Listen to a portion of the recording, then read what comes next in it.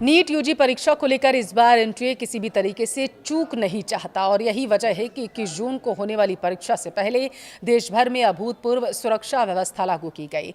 5,500 से ज्यादा परीक्षा केंद्रों को हाई सिक्योरिटी जोन में बदला गया। 2.5 लाख पुलिसकर्मी तैनात किए जाएंगे।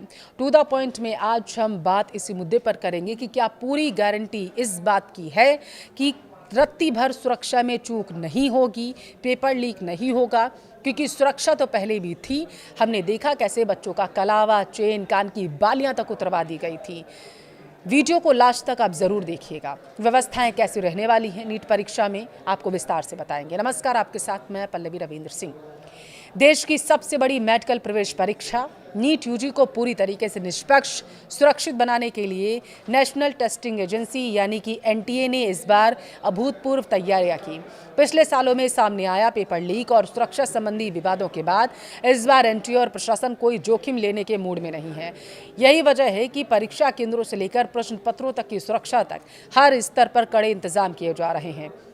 एनटीए की ओर से आयोजित इस मेगा मॉक ड्रिल में परीक्षा के दिन होने वाली हर प्रक्रिया को दोहराया गया। इसमें प्रश्न पत्रों के सुरक्षित पहुंचने, उम्मीदवारों की एंट्री सुरक्षा जांच, परीक्षा संचालन, उत्तर पुस्तिकाओं की पैकेजिंग, उन्हें वापस भेजने जैसी जो व्यवस्थाएं होंगी उनका परीक्षण किया गया।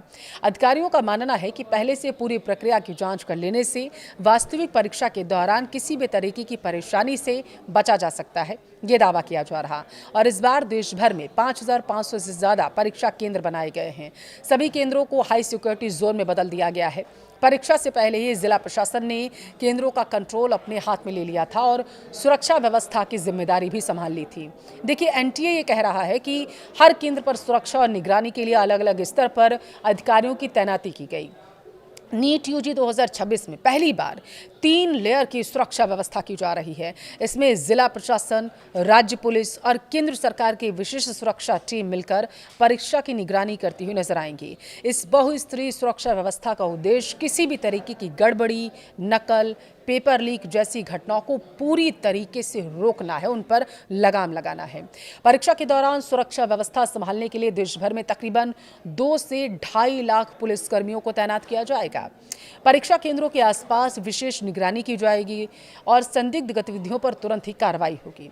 पुलिस के अनुसार प्रशासनिक अधिकारी भी लगातार निगरानी पर बने हुए रहेंगे और प्रश्न पत्रों को परीक्षा केंद्रों तक सुरक्षित पहुंचाने और परीक्षा समाप्त होने तक उत्तर पुस्तिकाओं को सुरक्षित वापस लाने की भी जिम्मेदारी लगभग 15,000 अर्धसैनिक बलों को सौंपी गई है।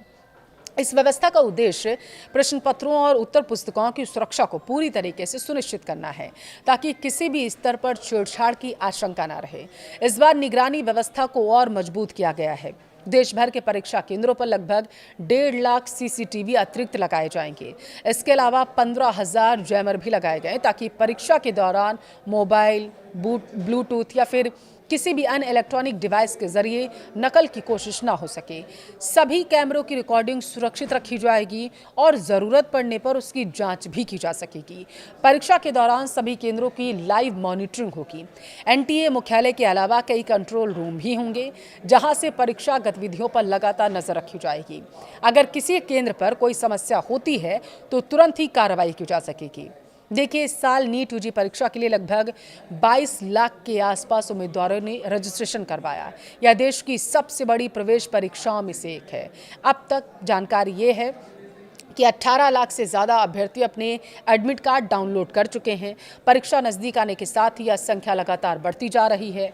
एनटीए के अनुसार तकरीबन 3.5 लाख उम्मीदवारों ने परीक्षा केंद्र या फिर परीक्षा शहर बदलने का विकल्प चुन लिया है। एजेंसी ने इन उम्मीदवारों को उनकी पसंद और उपलब्धता के अनुसार नए केंद्र आवंटित भी कर दिए। इससे छात्रों को परीक्षा केंद्र तक पहुंचने में सुविधा मिलेगी।